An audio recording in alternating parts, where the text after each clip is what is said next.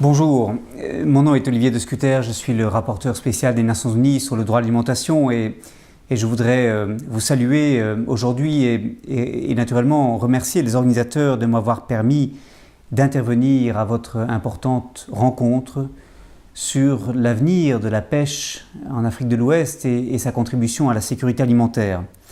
Je remercie mon ami André Standing, un des meilleurs chercheurs que je connaisse sur cette question, d'avoir pris l'initiative de proposer cette rencontre virtuelle avec vous.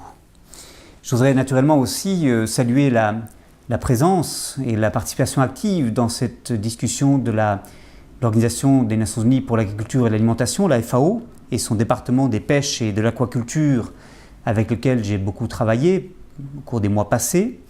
Et il est d'autant plus important que cette conférence, cette rencontre sur pêche et sécurité alimentaire se tienne en Côte d'Ivoire, que la CEDEAO, la communauté économique des États d'Afrique de l'Ouest, vient de lancer une nouvelle initiative, une initiative pour l'Afrique de l'Ouest sans fin, soutenue par l'Allemagne et la FAO, et progressivement, j'espère que la pêche pourra être intégrée à cet ambitieux programme de sécurité alimentaire pour la région de manière tout à fait visible et centrale. Et en effet, une des choses qui m'a frappé lorsque j'ai travaillé sur la question de la pêche dans mon dernier rapport à l'Assemblée générale des Nations Unies qui a été présenté en octobre dernier à New York, c'est au fond que la question de la pêche, pourtant tellement importante à la sécurité alimentaire, est une question souvent négligée. Et dans beaucoup de conférences internationales auxquelles je participe, on parle beaucoup d'agriculture, on parle un peu d'élevage et on ne parle pratiquement jamais de la pêche. Et pourtant la pêche à l'échelle mondiale représente 15% des apports de protéines d'origine animale et ce chiffre est de 20% dans les pays pauvres à déficit alimentaire. Et en Afrique de l'Ouest, dans les pays qui ont des côtes sur l'océan Atlantique, on a une contribution du poisson qui est considérable dans les régimes alimentaires. Près de la moitié des apports en protéines animales viennent de la consommation de poissons. C'est donc tout à fait important comme moyen de lutter contre l'insécurité alimentaire que de garantir la pêche dans les meilleures conditions.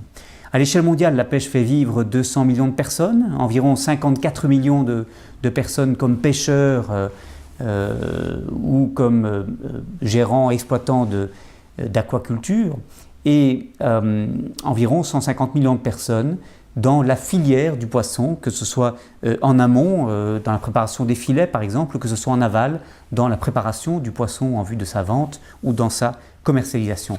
Donc le poisson, ce n'est pas seulement une source de revenus pour les pêcheurs, c'est aussi quelque chose qui fait vivre une partie importante de la population des régions côtières. Mais malgré ces chiffres tout à fait importants, on n'accorde pas à la pêche l'attention qu'elle mérite, et je dirais la pêche artisanale des pêcheurs traditionnels est encore plus invisible. On pourrait presque parler d'une invisibilité dans l'invisibilité pour ces pêcheurs traditionnels. Et en effet, une partie significative des prises par les petits pêcheurs artisanaux ne sont pas reprises dans les statistiques officielles. On fait comme si ces pêcheurs n'existaient pas pour cette raison-là. Et en outre, parfois, il s'agit d'une activité purement occasionnelle pour des populations dans les zones côtières qui, en période de crise, peuvent pêcher pour compenser le prix trop élevé des aliments qu'ils pourraient acheter sur le marché et ne font pas de la pêche une pratique professionnelle constante. Donc pour ces raisons-là, la pêche traditionnelle, la pêche artisanale est souvent oubliée des décideurs politiques et ça me paraît une erreur et c'est une erreur à laquelle mon rapport a voulu tenter de remédier. Mon rapport a voulu au fond rendre visible ce qui est invisible, replacer la pêche au centre des stratégies de sécurité alimentaire et faire des recommandations au gouvernement pour qu'ils aillent vers une gestion de ce secteur qui respecte 3 exigences. Et ce sont ces 3 paramètres que j'ai mis en avant dans mon rapport. Premier paramètre, exigence de productivité pour faire face à l'augmentation de la demande mondiale de poissons. On a, avec le poisson, une source importante de protéines animales de bonne qualité et de micronutriments essentiels et la demande de poissons est en forte augmentation. Elle sera en forte augmentation dans les années qui viennent. Il faut par conséquent investir dans ces filières, mais le faire de manière responsable, et je propose notamment que l'on fasse plus pour l'aquaculture, qui s'est développée de manière tout à fait impressionnante en Asie, et notamment en Chine, au cours des 20 dernières années, mais très peu ou pratiquement pas en Afrique et en Amérique latine. Et ça me paraît un secteur qu'il faut renforcer de manière tout à fait prioritaire. Première exigence, donc, exigence de productivité. Deuxième exigence, c'est l'exigence de soutenabilité environnementale. Et je m'expliquerai sur ce point. Il faut absolument que nous allions vers une gestion du secteur de la pêche qui soit plus durable, qui soit plus consciente des enjeux environnementaux derrière la manière dont nous pêchons. Troisièmement, enfin, exigence d'équité sociale. Il faut s'assurer que la pêche soit gérée de manière à réduire la pauvreté rurale, de manière à permettre l'augmentation des revenus des pêcheurs artisanaux, des populations les plus pauvres qui dépendent de la pêche pour leur subsistance. Pour aborder ce triangle, si vous voulez, ces trois exigences simultanément, je suis parti d'une sorte de diagnostic sur l'état de la pêche aujourd'hui. Et mes constats sont nombreux, ils sont dans le rapport, mais je voudrais les synthétiser en 3 points. Premier point, la situation actuelle n'est tout simplement pas tenable. Nous avons aujourd'hui une situation où la surpêche menace la capacité de la pêche à continuer de produire de manière à rencontrer l'augmentation de la demande. Entre 1970 et 1990, sur une période de 20 ans, les capacités de récolte ont augmenté 8 fois plus vite que les quantités de poissons débarqués sur les côtes. La flotte mondiale a une capacité aujourd'hui 2 fois supérieure à ce qui permettrait une exploitation durable des océans et des mers. Des pratiques destructrices telles que le chalutage industriel par le fond ou l'écrémage, c'est-à-dire le fait de rejeter à la mer les poissons trop petits qui ne pourront pas être commercialisés, mais que ces poissons soient pris, accroissent le phénomène de surpêche. Et enfin, on a bien sûr à faire face dans ce domaine comme dans d'autres aux défis que représente le changement climatique, avec ici une acidification des océans qui résulte du réchauffement de la planète, ce qui menace le plancton, ce qui menace les récifs coralliens et ce qui, en définitive, menace la capacité des stocks de poissons de continuer de prospérer. Ces menaces, prises ensemble, aboutissent à renforcer la concurrence pour l'accaparement des ressources marines et notamment la concurrence entre la pêche industrielle et la pêche artisanale. La pêche industrielle qui longtemps a été dominée par un petit nombre d'acteurs. Dans l'Union européenne, l'Espagne, la France en particulier, les États-Unis, le Canada, la Fédération de Russie, le Japon bien entendu, et puis de plus en plus on voit apparaître des très grands chalutiers de Chine et de Corée, et on a aujourd'hui une pression de plus en plus forte sur les ressources qui vient du développement de cette pêche industrielle tout à fait impressionnante dans ses capacités. Mais cette pêche industrielle fait concurrence aux petits pêcheurs artisanaux traditionnels et cette concurrence, malheureusement, est une concurrence très inégale qui risque de tourner au détriment de ces derniers, de ces pêcheurs traditionnels. Premier constat. Deuxième constat, c'est que nous avons aujourd'hui une mondialisation accrue de la pêche. Environ 40% du poisson pêché aujourd'hui est vendu sur les marchés internationaux. Et ceci est très considérable. Pour le riz, par exemple, 7% du riz seulement est vendu sur les marchés internationaux, à peu près 20% du blé, 30% du soja. Donc, ce chiffre de 40% montre à quel point la pêche est un secteur fortement mondialisé. Cette mondialisation se développe grâce à des accords bilatéraux qui garantissent des droits d'accès pour les industriels aux zones poissonneuses des pays en développement, de leur zone économique exclusive en particulier, mais ceci n'est pas sans quelques dangers. Bien sûr, il y a des opportunités dans ce développement.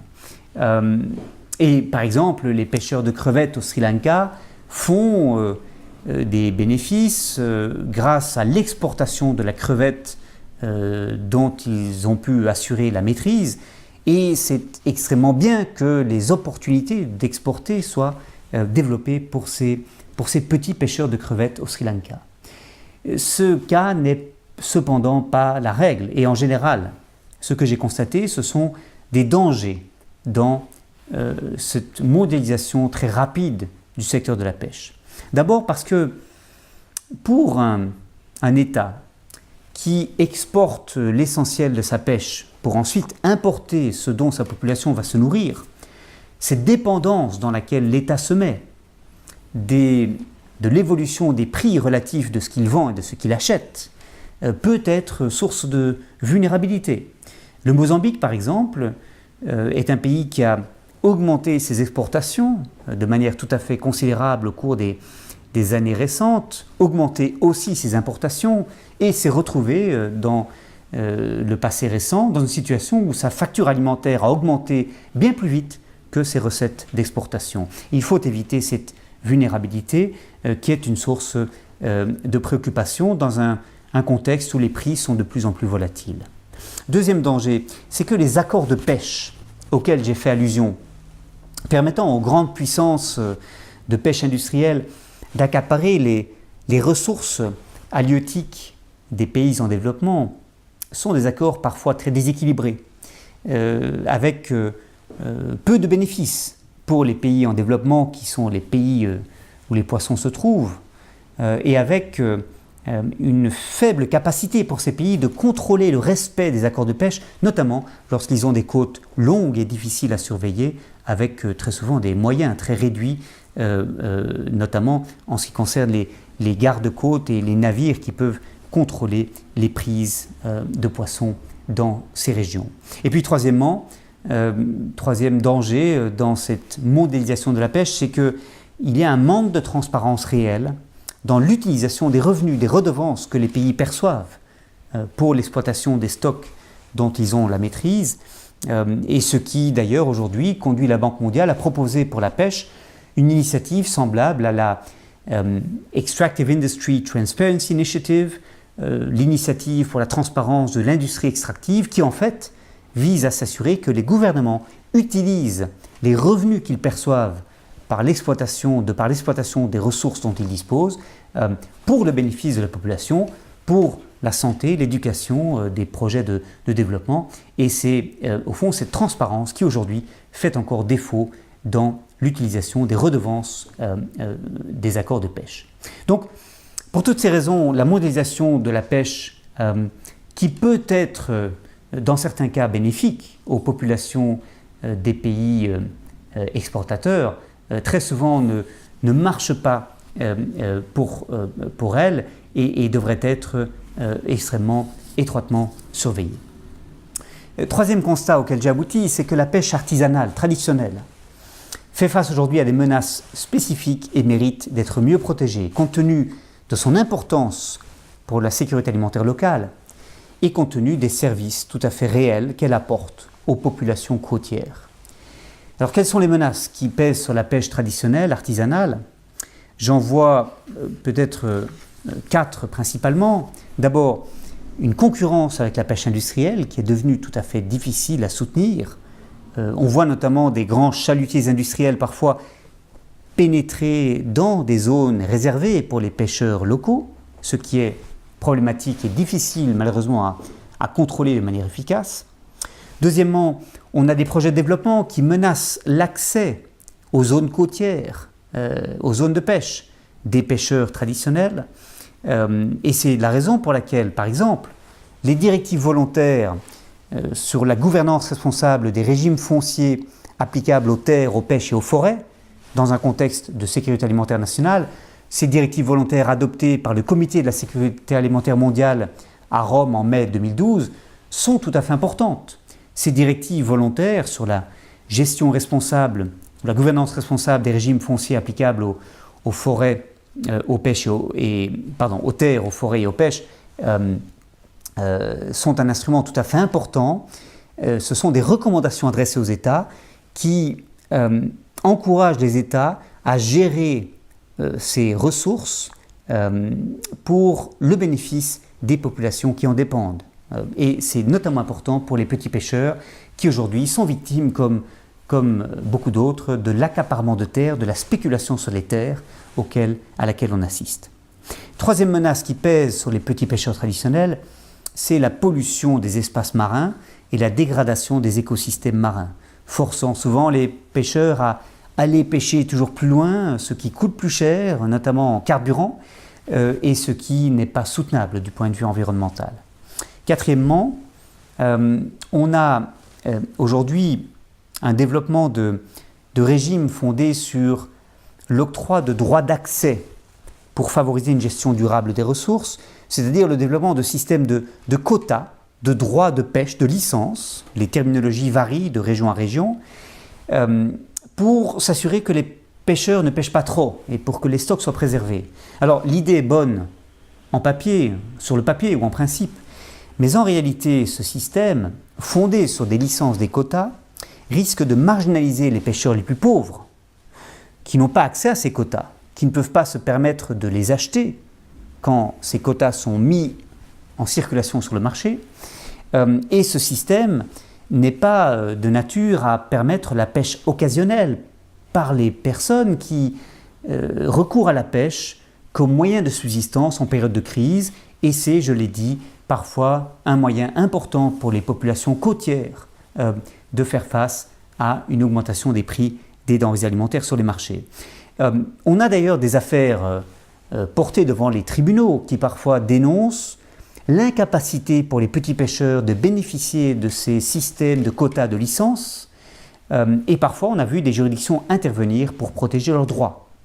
Ce fut le cas en Afrique du Sud avec une affaire Kenneth George qui a obligé l'Afrique du Sud à revoir une politique de gestion des stocks halieutiques et qui a obligé l'Afrique du Sud à protéger mieux l'accès des pêcheurs traditionnels aux poissons dans une réforme législative qui finalement a vu le jour en mai 2012 grâce à l'intervention des tribunaux. Et c'est également la position qu'a adoptée le Comité des droits de l'homme des Nations Unies qui protège les droits des petits pêcheurs à l'accès à leurs moyens de subsistance. Alors voilà trois constats. Au fond, constat de menaces liées à la surpêche et à la soutenabilité environnementale de la pêche aujourd'hui, constat lié à la mondialisation accrue du secteur et constat troisièmement d'une marginalisation des pêcheurs artisanaux traditionnels qui m'inquiètent personnellement tout à fait considérablement. Et ces trois constats appellent dans mon chef un certain nombre de recommandations que j'adresse au gouvernement. Alors ces recommandations, je ne peux pas les détailler ici, elles sont détaillées dans le rapport que j'ai remis et présenté à l'Assemblée générale des Nations Unies, mais je voudrais peut-être mettre en avant trois recommandations principales. Premièrement, les accords de pêche qui sont conclus en grand nombre par les pays en développement, qui sont des pays avec d'importantes ressources halieutiques, qu'ils n'exploitent pas toujours eux-mêmes, et dont ils cèdent les droits d'exploitation à des pêcheurs industriels des pays riches, ces accords de pêche doivent faire l'objet d'études d'impact systématiques pour mesurer notamment l'impact de ces accords sur la sécurité alimentaire locale. Il y a des méthodologies qui ont été développées pour permettre ces études d'impact et je parle de ces études d'impact dans le rapport que j'ai remis.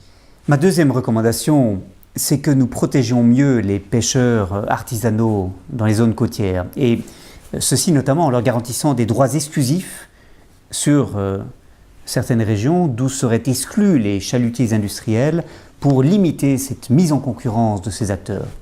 Ma troisième recommandation, c'est que nous allions vers une gestion plus participative de la pêche, que nous associons les populations riveraines, populations côtières et les pêcheurs à la définition des cadres législatifs et politiques pour la gestion des stocks, et ceci de manière à s'assurer que leurs besoins spécifiques soient pris en compte et que cette gestion soit véritablement durable.